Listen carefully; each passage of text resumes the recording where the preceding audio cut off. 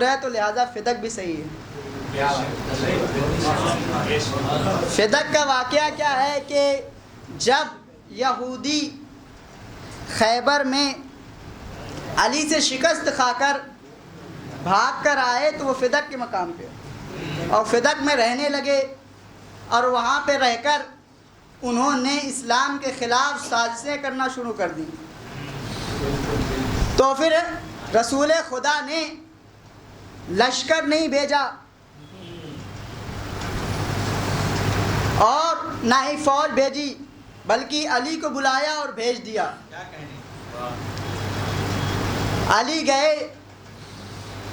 شریعت کا ایک قاعدہ ذہن میں رکھیں کہ اگر کسی جنگ سے کوئی مال حاصل ہو اور اس میں رسول ہوں اور اس میں مسلمانوں کے بدن کے پسینے کا ایک قطرہ بھی شامل ہو تو پھر اس مال میں 80% حصہ مسلمانوں کا ہوتا ہے، 20% حصہ رسول کا ہوتا ہے۔ قاعدہ پہنچ گیا اب تک؟ اب آپ دیکھیے، رسول خدا نے علی کو بھیج دیا کیونکہ یہودی علی سے خیبر میں شکست کھا کر آئے تھے، تو لہٰذا انہوں نے کہا کہ اے علی، جرمانے کے طور پہ آپ یہ آدھا فدق رکھ لیجئے، نبی کو دے دیجئے، ہم یہ آدھا فدق نبی کے حوالے کرتے ہیں، اور اگر آئندہ بھی ہم نے اسلام کے خلاف سازشیں کی تو پھر یہ جو آدھا حصہ بچا ہوا ہے یہ بھی نبی کا۔ آپ انصاف سے بتائیں، کیا اس میں مسلمانوں کے بدن کے پسینے کا ایک قطرہ بھی شامل ہے؟ نہیں شامل ہے۔ تو پھر پورا کا پورا فدق کس کا ہوا؟ رسول کا۔ جب یہ فدق رسول کے پاس آیا تو اللہ نے آیت بھیجی وَآتِ ذِی الْقُرْبَىٰ حَقَّهُ، کہ اے رسول اپنے قرابت داروں کو ان کا حق دے دو۔ رسول کو پتہ تھا، لیکن جب جبریل آئے تو جبریل سے پوچھا اے جبرائیل کس کو کیا دینا ہے؟ تو پھر رسول جانتے تھے لیکن ہم کو بتانے کے لیے انہوں نے سوال کیا، تو جبریل نے کہا اللہ کا ارادہ یہ ہے کہ آپ فدق کو فاطمہ کے حوالے کر دیں، آپ فدق کو فاطمہ کو دے دیں۔ رسول نے فاطمہ کو فدق دے دیا، اور فاطمہ کے پاس فدق آیا، اور فدق میں فاطمہ کے عمال یعنی کام کرنے والے وہاں پہ کام کرنے لگے۔ ادھر رسول کی آنکھ بند ہوئی، فوراً حاکم وقت نے جو سب سے پہلا کام کیا ہے وہ یہ ہے کہ وہاں پر جو عمال کام کر رہے تھے ان کو وہاں سے بھگا دیا۔ اب وہ عمال آئے فاطمہ کے پاس، فاطمہ نے پوچھا کہ کیا ہوا؟ تو انہوں نے فرمایا کہ ہمیں حاکم وقت نے وہاں سے بھگا دیا ہے۔ تو پھر فاطمہ نے ایک گروہ تیار کیا، اور اس میں کون لوگ ہیں؟ فاطمہ ہیں، علی ہیں، حسن ہیں، حسین ہیں، اور فاطمہ زہرا کی کنیز ام ایمن ہے۔ ام ایمن کی تاریخ کیا ہے؟ ام ایمن جناب عبداللہ یعنی رسول کے والد کی کنیز ہیں، اور ان کے بعد وہ کنیز آئیں رسول خدا کے پاس، اور رسول خدا کے پاس کنیز آئیں، رسول خدا کے بعد وہ کنیز آئیں فاطمہ زہرا کے پاس۔ فاطمہ زہرا کے پاس جب کنیز آئیں، اب سنیے، جب فاطمہ زہرا دربار میں گئیں اور کہا کہ تو نے میرا حق جو کہ رسول نے وراثت میں دیا تھا اس کو غصب کر لیا ہے، تو میرا حق مجھے واپس کر دے، تو اس نے ایک جھوٹی گڑھی ہوئی حدیث سنائی کہ ہم گروہ انبیاء نہ وارث بنتے ہیں نہ وارث بناتے ہیں۔ تو فاطمہ زہرا نے آیت پیش کی ورثہ سلیمان داؤد کہ سلیمان داؤد کے وارث بنے. وہ گڑھی ہوئی حدیثیں سناتا رہا. فاطمہ قرآن کی آیتیں سناتی رہی، وہ حدیثیں سناتا رہا. فاطمہ قرآن سناتی رہی، وہ حدیثیں سناتا رہا. فاطمہ قرآن سناتی رہی. اے بی بی کیا ہوا، آپ آیتیں کیوں سنا رہی ہیں، آپ قرآن کیوں سناتی ہیں؟ کہا اس لیے کہ میں آیتیں نہیں سنا رہی، بلکہ میں اس کے چہرے سے نقاب چھین رہی ہوں. اس لیے کہ کل جب میرا بابا حدیث سنا رہا تھا تو یہ کہہ رہے تھے قرآن کافی ہے، قرآن کافی ہے. اب میں جب قرآن سنا رہی ہوں تو یہ کہہ رہے ہیں حدیث کافی ہے.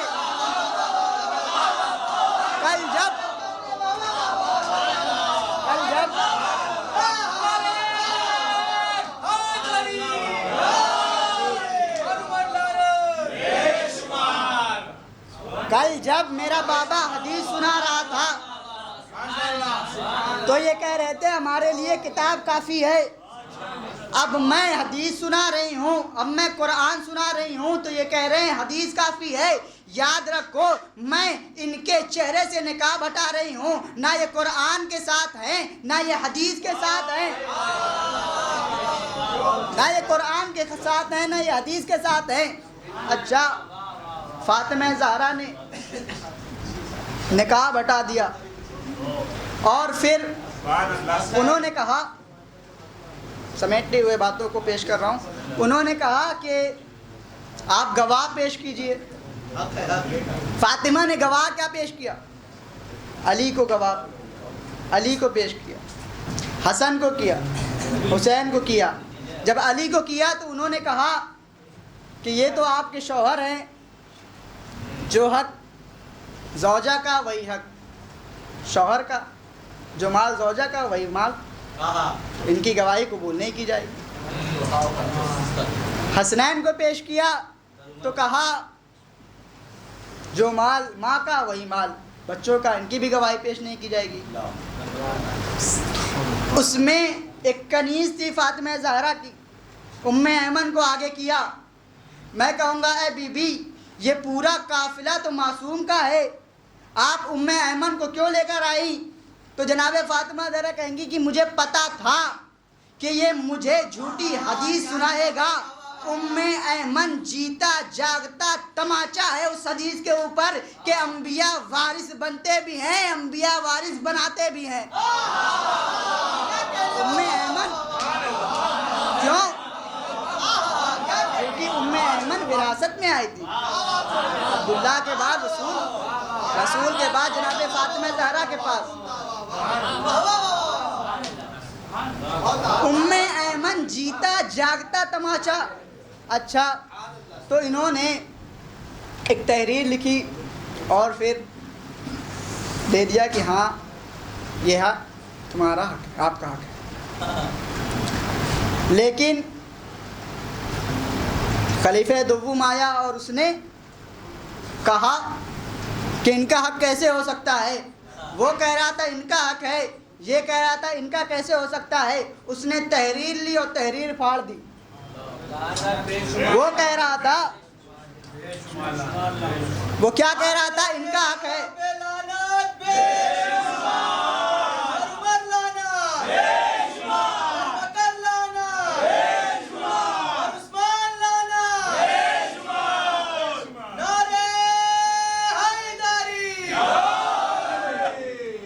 اب انہوں نے لعنت بھیج دی، حق ادا ہو گیا. آپ دیکھیں کہ آپ میں سے جو لوگ بھی گاؤں کے رہنے والے ہیں یا شہر کے رہنے والے ہیں، اس میں آپ دیکھیں کہ ایسے انسان آپ کو ملیں گے کہ جس میں کچھ ایسے لوگ ہوں گے کہ جو کبھی خرچ نہیں کرتے لیکن ان کے پاس پیسے بہت ہیں. کبھی کسی کو چائے نہیں پلائی، کبھی کسی کو کھانا نہیں کھلایا، لیکن پیسے بہت ہیں. اگر کوئی آدمی ان کو راستے میں مل جائے کہ بھائی کچھ دے دو میری طبیعت خراب ہے، میں اپنا علاج کرا دوں، ڈاکٹر کے پاس پہنچ جاؤں، تو وہ ان کو کہیں گے جاؤ کماؤ، نہیں دیں گے۔ لیکن کیا؟ پیسہ بہت ہے۔ کبھی کسی کو چائے نہیں پلائی، پیسہ بہت ہے۔ کبھی کسی کو کھانا نہیں کھلایا، پیسہ بہت ہے۔ کبھی کسی کے کام نہیں آئے، پیسہ بہت ہے۔ لیکن اسی کے مقابل میں کوئی اور شخص ہوگا جو بڑا متقی ہوگا، اور اسے جب آپ دیکھیں، جب وہ کسی کو راستے میں دیکھے کہ یہ بچہ ٹہل رہا ہے، تو وہ غور و فکر کرے گا کہ یہ بچہ کیوں ٹہل رہا ہے، یہ اسکول کیوں نہیں گیا جبکہ اس کی پڑھائی چل رہی ہے۔ تو پھر وہ اس کے پاس جائے گا اور کہے گا کہ آپ کیا پریشانی ہے، آپ اسکول کیوں نہیں گئے؟ تو پھر وہ اس کو ساتھ میں اسکول لے جائے گا اور وہاں چھوڑے گا، اور پھر پلس اس کی فیس بھرے گا، اس کی فیس بھی بھرے گا۔ اور جب بھی اس سے راستے میں کوئی ملتا اور وہ اس سے کچھ طلب کرتا کہ بھائی پیسہ دے دو، وہ اگر 20 مانگتا تو 40 دیتا۔ وہ شخص جس نے کبھی چائے نہیں پلائی تھی، لیکن کیا تھا؟ پیسہ بہت تھا، اس کے گھر میں ہو جائے چوری، اس کے گھر میں ہو جائے چوری، تو پھر اس کے گھر چوری ہو جائے، اور پھر دیکھیے گا کہ جوان راستے پہ نکلیں گے اور کیا کہیں گے؟ بھائی اچھا ہوا۔ ان میں سے کچھ تو ایسے بھی ہوں گے کہ وہ کہیں گے کہ بھائی اگر چور مل جائے تو ہم اس کا ہاتھ چومیں۔ اچھا ہوا، جو کام ہم اتنے برسوں سے نہیں کر پائے وہ ایک دن میں ہو گیا۔ لیکن اسی کے مقابلے میں ایک وہ شخص جو لوگوں کی مدد کرتا تھا، اس کے گھر میں چوری ہو جائے، تو پھر رات کو جوان چوراہے پہ نکلیں گے اور کیا کہیں گے کہ اگر چور مل جائے تو اس کی ہڈیاں توڑ دیں گے، اس کی پسلیاں توڑ دیں گے، اس کو چھوڑیں گے نہیں، اس کا گریبان چاک کر دیں گے۔ اور اسی راستے میں ایک خواہر ایک ضعیفہ دیکھ رہی ہو اور وہ بھی کہہ رہی ہو کہ چور مل جائے تو سب سے پہلے میرے پاس لانا، میں اس کا گریبان چاک کر دوں گی۔ کہوں گا اے ضعیفہ کیا ہوا، غصہ کیوں کر رہی ہو؟ کہا غصہ کیوں نہ کروں، اتنا متقی تھا، اتنا سب کی مدد کیا کرتا تھا، ایسے کے گھر میں چوری کر لی۔ مولانا ایسے کے گھر میں چوری کر لی، ایسے کے گھر میں چوری کرنے کی کیا ضرورت تھی؟ مانگ لیتا، وہ خود دے دیتا۔ ہم بھی تو یہی کہہ رہے ہیں کہ فاطمہ سے فدق لوٹنے کی ضرورت کیا تھی؟ مانگ لیتے۔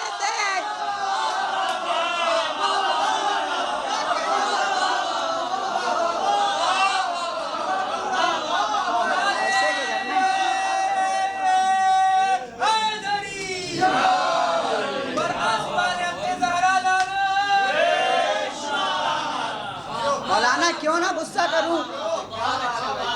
ایسے کے گھر میں چوری کی ہے۔ چوری کس کے گھر میں کی ہے؟ کہا چوری کی ضرورت کیا تھی؟ مانگ لیتا، وہ دے دیتا۔ اسی طریقے سے فدق لوٹنے کی ضرورت کیا تھی؟ فاطمہ سے کہہ دیتا، فاطمہ دے دیتی۔ ضعیفہ غصہ کر رہی ہیں اور کہہ رہی ہیں کہ اگر چور مل جائے تو اس کی ہڈیاں توڑ دیں گے، اس کا گریبان چاک کر دیں گے، اور ایک جملہ کہہ رہی ہیں۔ کیا؟ رک جائیے، آپ کیوں غصہ ہو رہی ہیں؟ کہا مولانا اس چور کو میں کبھی معاف نہیں کروں گی، جب تک زندہ ہوں اس چور پہ لعنت کرتی رہوں گی، اور جب مرنے لگوں گی تو اپنے بچوں سے کہہ کے جاؤں گی کہ اس کو چھوڑنا نہیں، سب کو معاف کر دینا، اس کو معاف نہ کرنا۔ ہمارا بھی یہی عقیدہ ہے کہ ہم جب تک زندہ رہیں گے دشمن زہرا پہ لعنت کرتے رہیں گے، اور جب مرنے لگیں گے تو اپنی اولاد سے کہہ کے جائیں گے کہ سب کو معاف کر دینا، دشمن زہرا کو معاف نہ کرنا۔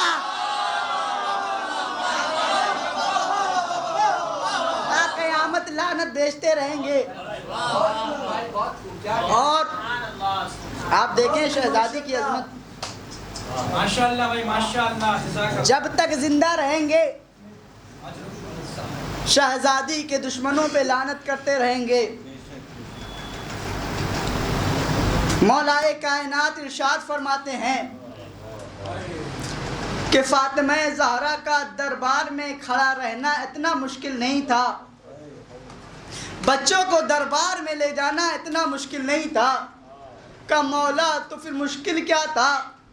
کہا جب فاطمہ سے تحریر مانگی گئی، فاطمہ نے تحریر پیش کی اور اس تحریر کو پھاڑ دیا گیا، فاطمہ زمین پہ بیٹھ گئیں اور اس تحریر کے ٹکڑوں کو چننے لگی. فاطمہ تحریر کو چننے لگی. مولا کائنات ارشاد فرماتے ہیں کہ فاطمہ اس تحریر کو چنتے چنتے ضعیف ہو گئی. فاطمہ تحریر چنتے چنتے ضعیف ہو گئی.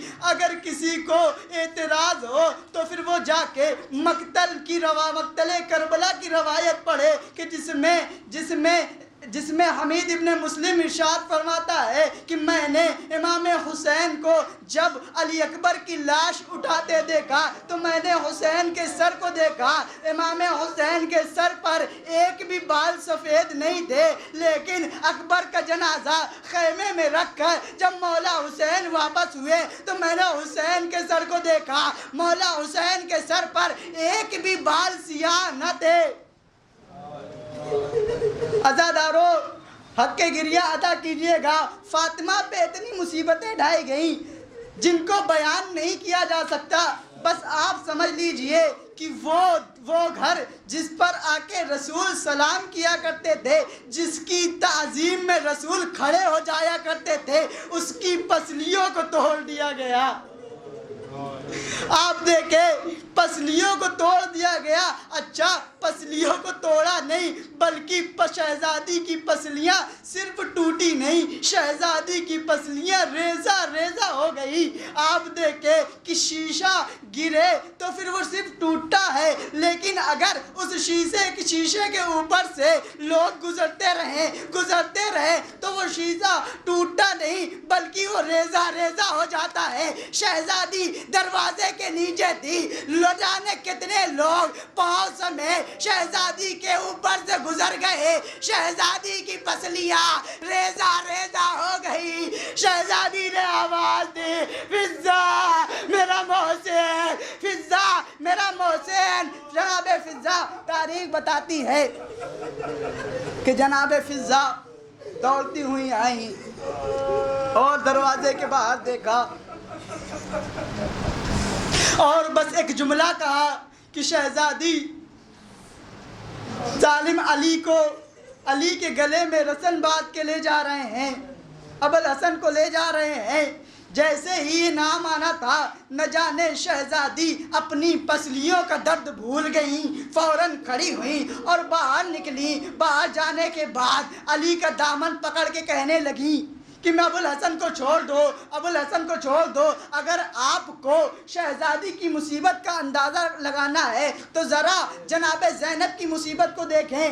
جناب زینب کی مصیبت کو دیکھیں کہ جناب زینب کی زیارت کا ایک فقرہ ہے، السلام علیکہ من ضربت علی مناکبہا، کہ میرا سلام ہو اس شہزادی پر کہ جس پر ظالم کربلا سے شام تک جن کے مناکب پر، یعنی مناکب کہتے کسے ہیں؟ مناکب کہتے ہیں بدن کی اٹھی ہوئی ہڈیوں کو. یہ مناکب ہیں، یہ منکب ہے، گھٹنے منکب ہیں. میرا سلام ہو اس شہزادی پر کہ جس کو ظالم کربلا سے لے کے شام تک جن کے مناقبوں پہ مارتا ہوا لے کر چلا آیا.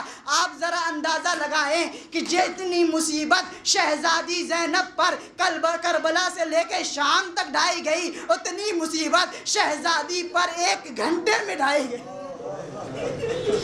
ایک گھنٹے میں شہزادی پہ اتنی مصیبت ڈھائی گئی. شہزادی نے علی کا دامن پکڑا اور کہا ابوالحسن کو چھوڑ دو. روایت بتاتی ہے کہ ایک ظالم نے تازیانہ لیا اور اس تازیانے سے جناب فاطمہ زہرا کے ہاتھوں پہ ایسا وار کیا کہ پھر اس کے بعد فاطمہ کبھی اس ہاتھ کے ذریعے تسبیح نہ پڑھ سکی. فاطمہ اس کے ذریعے، اس ہاتھ کے ذریعے تسبیح نہ پڑھ سکی۔ فاطمہ زہرا سلام اللہ علیہ کا آخری وقت ہے، فاطمہ وصیت کر رہی ہیں، اے علی میرا جنازہ رات کی تاریکی میں اٹھانا، اے علی رات کو دفن کرنا اور ان کو میرے جنازے میں شریک نہ ہونے دینا۔ اور ایک عجیب سی وصیت کی، کہا اے علی میرے حسین کا خیال رکھنا، میرے حسین کو پیاس بہت لگتی ہے، میرے حسین کا خیال رکھنا۔ میں کہوں گا اے بی بی یہ عجیب سی وصیت کیوں کر رہی ہیں؟ تو ذرا دیکھیے، جب مولا کائنات فاطمہ زہرا کو دفن کر چکے تو ایک مرتبہ جا کے شہزادی کی قبر پہ مولا کائنات قرآن کی تلاوت کر رہے تھے۔ ایک مرتبہ قبر زہرا لرزنے لگی، مولا نے پوچھا اے زہرا کب اس کے لرزنے کا راز کیا ہے؟ تو شہزادی نے فرمایا اے علی گھر میں میرا حسین پیاسا ہے، گھر میں میرا حسین پیاسا ہے، اب میرا حسین پانی کا طلبگار ہے۔ میں کہوں گا اے شہزادی ابھی آپ کو حسین کا اتنا خیال، ذرا ذرا کربلا کے میدان میں آئیے، حسین 3 دن قابو کا وہ پیاسا ہے، شمر کا شمر سینے پہ سوار ہے، شمر کے ہاتھوں میں کند خنجر ہے، حسین کے گلے پہ وار کر رہا ہے۔ شہزادی ذرا اس وقت کو یاد کیجئے، ایک بہن ہے جو تلے زینبیہ سے حسین کے گلے کو کھٹے ہوئے دیکھ صبت علیہ مصائب